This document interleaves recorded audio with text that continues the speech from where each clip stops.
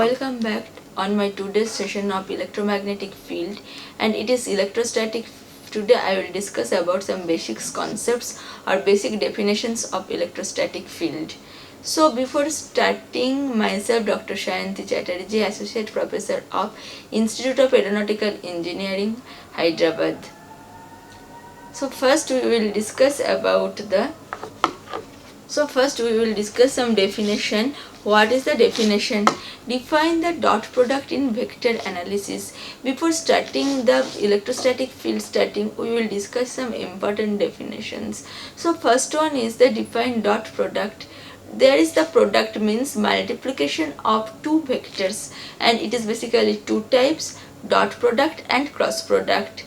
The dot product, also called the scalar product, dot product, the another name of it is scalar product of two vectors, is a number of scalar quantity obtained by performing a specific operation on the vector components. The dot product has meaning only for pairs of vectors having the same number of dimension. It cannot be. So consider there are two vectors A and B, and the angle between them is theta. For the sake of simplicity, we have represented as a two dimension in the figure. There is one A, another one is B. And what is dot product? A dot B is equal to AB cos theta. So A dot B is equal to A dot cos theta. The one good example in the electrical engineering is, we can think that the work done is a scalar quantity, and F dot S is the force and displacement. So force into displacement, two vector quantity, both are dotted together, and after the dot product we got the work done, which is a pure scalar quantity. And we can also write W is equal to F S cos theta.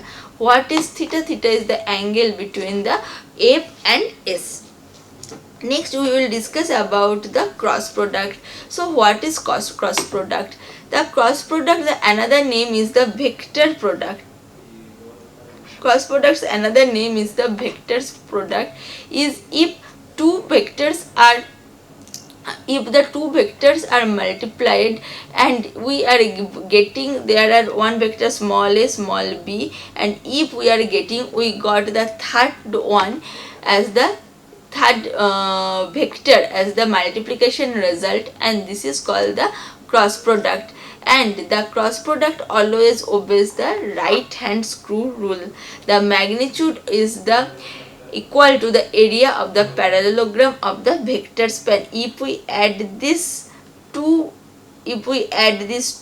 what is the area? That is the total multiplication result in the vector span. If for the cross product, if we have two vectors A and B, A vector and B vector, and as we are doing the cross product, the C is the we can see is the resultant vector, and it is always the C is equal to, we can write the C is equal to A cross B. C is equal to A cross B, and the direction, and what is the value? A B sin theta. And what is the theta? Theta or alpha, here we wrote alpha. So what is the alpha? Alpha is the angle between A and B.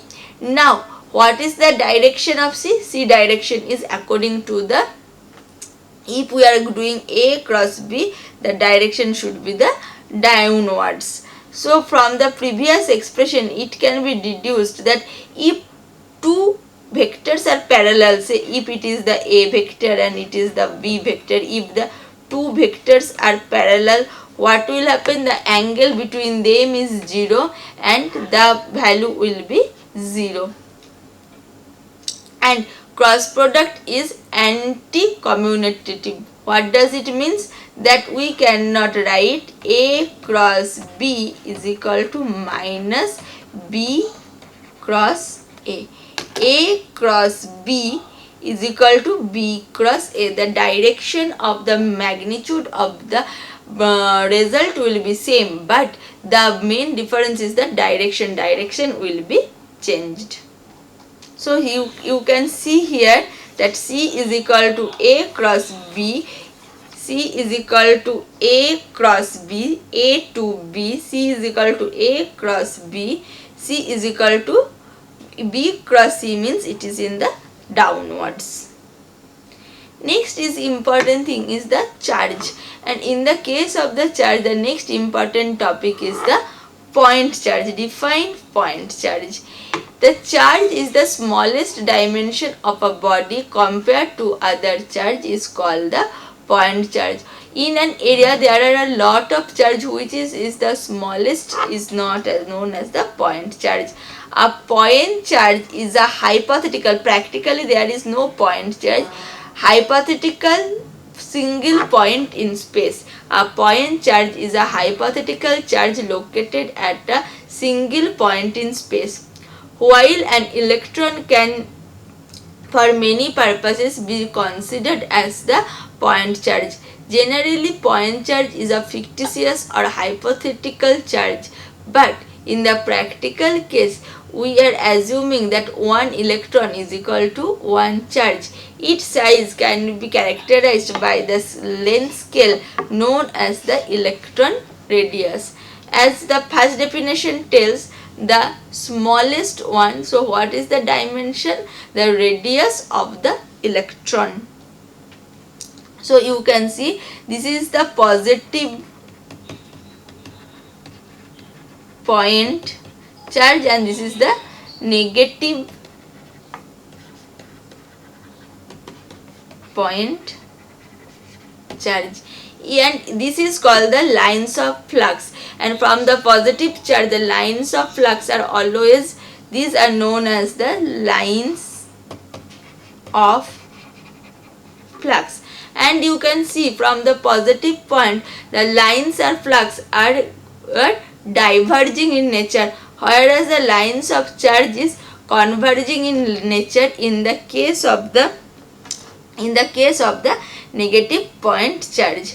Next important topic in this concept is the permittivity. What is permittivity and what are the types of the permittivity? Permittivity means, we know permittivity is the is a property of the dielectric medium, and we can write it by epsilon. Epsilon is the permittivity. It is basically two types. One is called the absolute permittivity, another one is called the relative permittivity. What is the absolute permittivity? Permittivity of air or vacuum. The permittivity of air or vacuum is known as the absolute permittivity. What is relative permittivity? Relative permittivity is the permittivity of any medium with respect to the air or vacuum. The absolute permittivity we written by epsilon 0 and relative permittivity we write by epsilon r, and permittivity epsilon is equal to epsilon 0 and epsilon r. So what is the definition? The ability of a substance or medium to store electrical energy in the electric field is known as the permittivity. The ability of a substance or medium to store electrical energy in the electric field. Next is the what is electric field intensity. This is also very important in the case of the basics of the electrostatic field. So the electric field intensity at a point is the force experienced by a unit positive charge at that point. Electric field intensity is the force. So from the Coulomb's law we know force is equal to F is equal to Q1 Q2 by 4 pi epsilon r squared AR. AR is the unit vector. unit vector. Now if we calculate the force per unit charge, then we will get F is equal to Q1 by 4 pi epsilon r square AR. Force per unit charge is known as the electric field intensity. So we can tell that the electric field intensity is, the symbol is E and its unit is the volt per meter. What is the unit? It is the volt per meters. So we can also define the electric field intensity as the electrical potential per unit distance. Electrical potential per unit distance is also known as the electric field intensity. Next is the electric flux density. Just before one slide we have discussed about the point charge and we saw some lines of force are coming out. So these are also known as the electric flux. So if there is a positive charge, some lines of flux are coming out, or for the negative charge some lines of flux are in the converging in nature. So these lines of flux are known as the electric flux, and electric flux density, as the name tells, density. So this is the electric flux per unit area. Electric flux per unit area is known as the electric flux density. So we can write the electric flux density by D. D is equal to psi by S. And what is the equation? Coulomb per meter square. What is psi? Total number of flux, and S is equal to surface area. If we think the surface area is a total sphere, then we can write that the area is equal to 4 pi r square. We know the area of the sphere is 4 pi r square. So what is D? D is equal to, and from the Gauss law we can tell that the psi is equal to Q. According to the Gauss law, that the number of lines of flux in a closed path is equal to charge enclosed. Number of lines of flux equals to charge enclosed. So psi equals to Q. So D is equal to Q by 4 pi r square, and E is equal to Q by 4 pi epsilon 0 into r square. So what is D? D is equal to epsilon into E. What is D? D is equal to epsilon 0 into E. This is known as the electric flux density. So we have discussed about the charge distribution. Now we will discuss about the charge. We told about the point charge. Now we will discuss about the different types of charge distribution. So what are the different types of charge distribution? The types of charge distribution are three types. One is called the line charge distribution, second one is the surface charge distribution, and third one is the volume charge distribution. So what is line charge distribution, what is surface charge distribution, and what is volume charge distribution? Line charge means we can imagine that there is a electric line, and the charge is, if this is a electric cable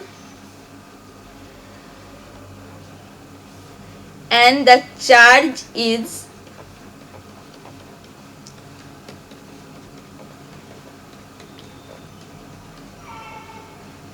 distributed overall the line. So this is called the line charge distribution. So line charge distribution we can write it by, and we can write it by rho L. Rho L is equal to line charge density. And what is the line charge density? The charge per unit length. Charge per unit length is known as the line charge density. Next we will discuss about the surface charge density. Surface charge density means if there is a surface and there is a combination of different charge.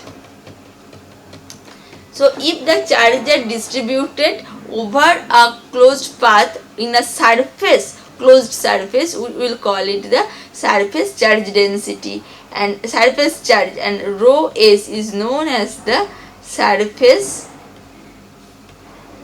charge density. If this is the L and this side is B, we can write the surface charge density is equal to Q by S is equal to Coulomb per meter square is equal to Q into L into B. Similarly, the third one is the volume charge density. If any charge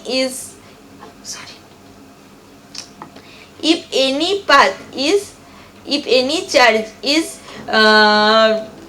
if the charge is distributed over the volume of a surface, then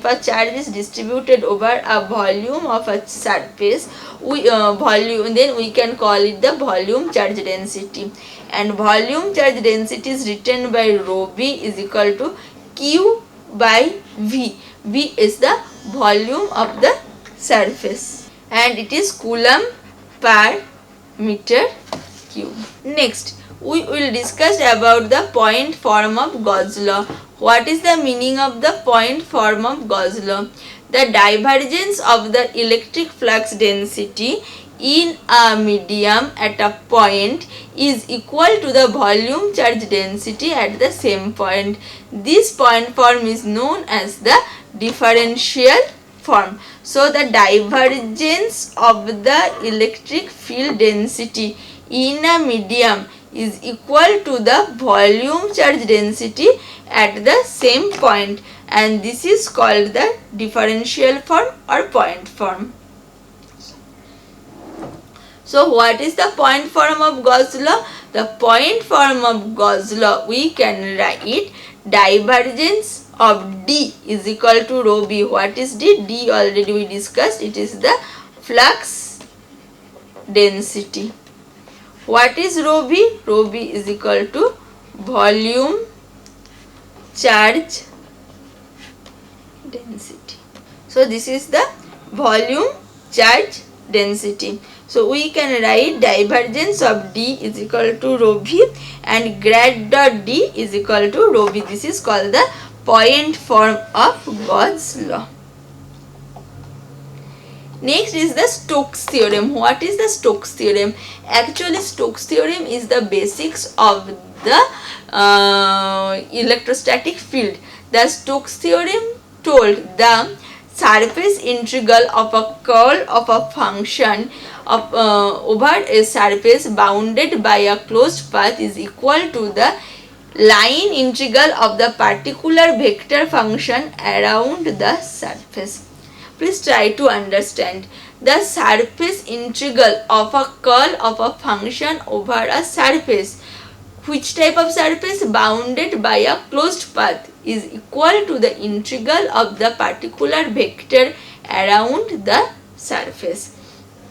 The Stokes theorem says that in the simplest word, the surface integral of any function is equal to the volume integral of the divergence of same. We can write that. So we can write, if we have A cross B over we have a vector A ds over a closed path, we can also write it is equal to grad cross A dl.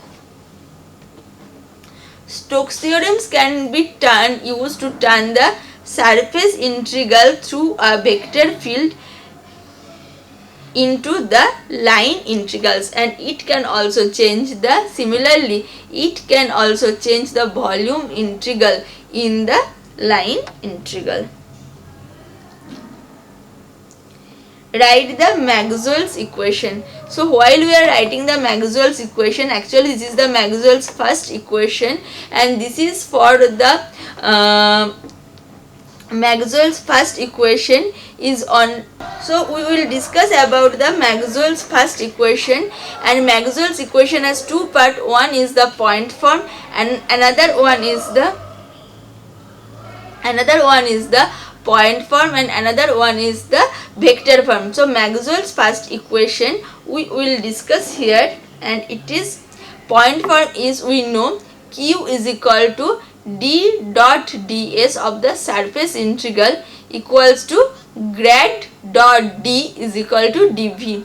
From the Gauss law we can write q is equal to rho v dv.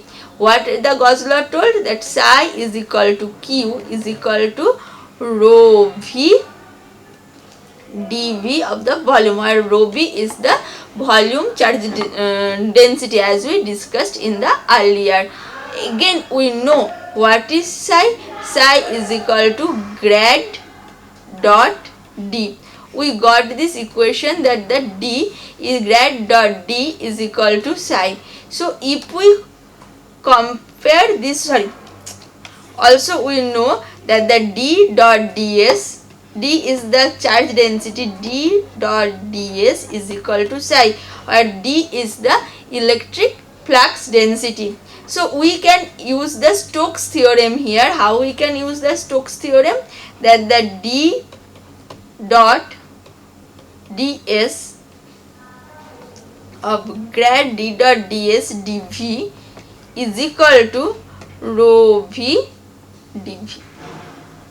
So from here we can write that d is equal to grad dot d. If we compare both, grad dot d is equal to rho v. So by comparing these two equations we are getting grad dot d is equal to rho v. So this is the, and what is the integral form? So one is the differential form or point form, another one is the integral form. So what will happen, that q is equal to d dot ds equals to grad dot d dv. This is the integral form and this is our point form. So this is the Maxwell's first equation of the, or Maxwell's equation for the electrostatic field. Next, what is unit vector? A unit vector is a vector whose magnitude is 1. What is unit vector? Unit vector is such a vector whose magnitude is 1, and a vector can be written as the unit vector using this equation. A is equal to a dot mod of a. Say we have a equation A is equal to 2ax plus 4ay plus 3az. So what is the unity vector A? Unity vector will be 2ax hat plus 4ay plus 3az of square root of 4 plus 4 square 16 plus 9. So it is coming 2ax hat plus 4ay plus 3az by root of 29. So that's why this vector is known as the, unit vector. Classify the coordinate system. Coordinate system can be divided into two parts. One is called the orthogonal system, another one is called the non-orthogonal system. What is the meaning of orthogonal system? Orthogonal system means all the coordinates are in the perpendicular to each other. What is orthogonal system? Orthogonal system is all the axes are 90 degree apart or 90 degree to each other. We can divide it into the three. One is called the Cartesian or rectangular coordinate, one is called the spherical coordinate, and another one is called the cylindrical coordinate. So first one is the Cartesian coordinate, second one is the spherical, and third one is the cylindrical. What is the meaning of the Cartesian coordinate?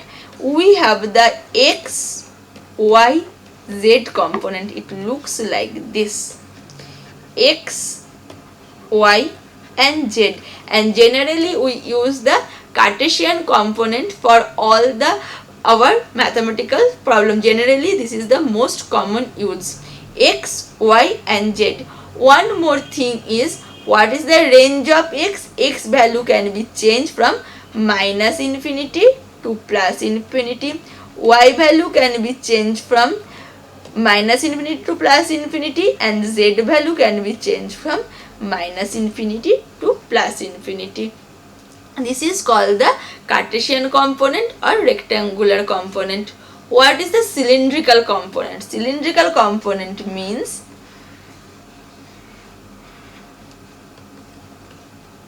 so it has also three axes. First one is the rho. What is rho? The radius of the cylinder. What is rho? Rho is nothing but the cylinder radius. Then another one is the z. What is the value of z? Z means the height of the line. And what is the another one? Another, if it is the rho, the angle, this is a circle, so it is an angle. So this is known as the theta. So it has rho, theta, z. What is the value of rho? Rho is the radius, so it cannot be minus, so its value is 0 to infinity. What is theta? Theta is the circular path, so its value is 0 to 0, theta to 360 degree, or we can write 2 pi. And z is the height. It can be on the top, it can be on the bottom. So z value is minus infinity to plus infinity. Next we will discuss about the spherical. What is the meaning of the spherical? We can think our mother earth is the sphere, at the big sphere. So one spherical component means it has some longitude and latitude components. So they are also orthogonal or perpendicular to each other. So what are these? This is, one is the radius of this, which we can write radius. One is this angle, this is called the theta, and another one is this angle, this is called the phi. So what is the radius? Radius value cannot be 0, so 0 to 0 less than r less than infinity. What is the theta value? Theta is this angle. So this angle, you can see, this is the, it cannot be 160 degree, this is the height actually. So it can be 0 to one half circle. So 0 to theta to pi, and this is a full circle. So 0 less than phi less than 2 pi. So this is the non-orthogonal. These three are the orthogonal, and we generally use this one. What is the non-orthogonal?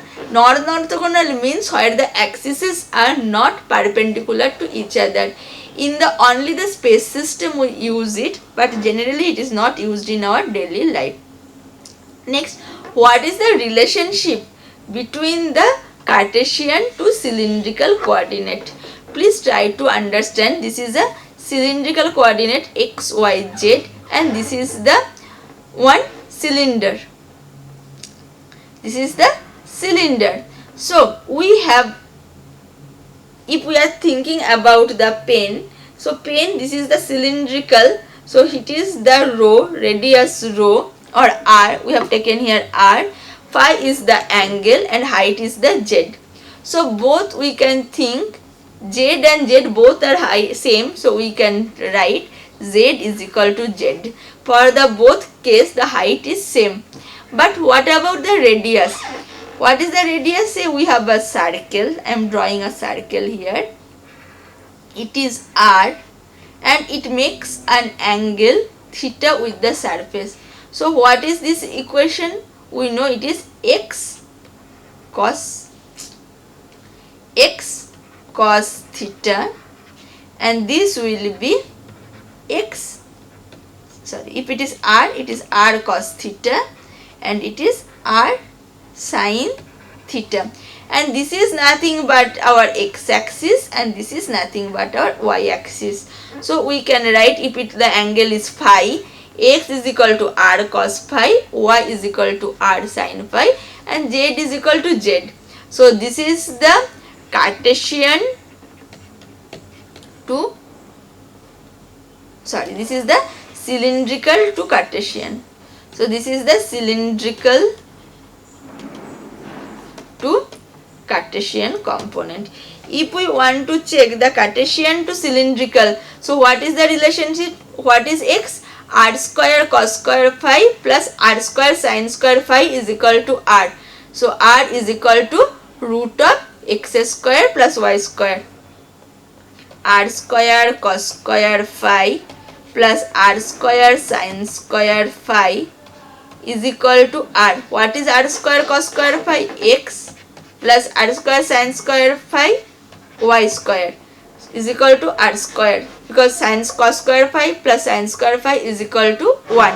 So x square by y square is equal to r square. So what is r? R is equal to root of x plus y. What is the angle phi here? Phi is equal to y by x, tan inverse y by x. Sin by cos is equal to tan and z is equal to z. So this is the Cartesian to cylindrical.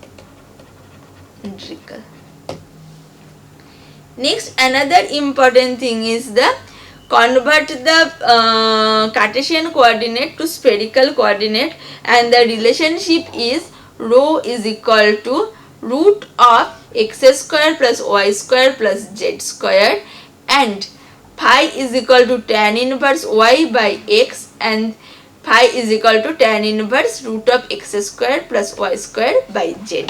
So how we are getting this? Say this is a sphere. So what is z? This angle is theta. So if it is a sphere, big sphere, so all the radius is r.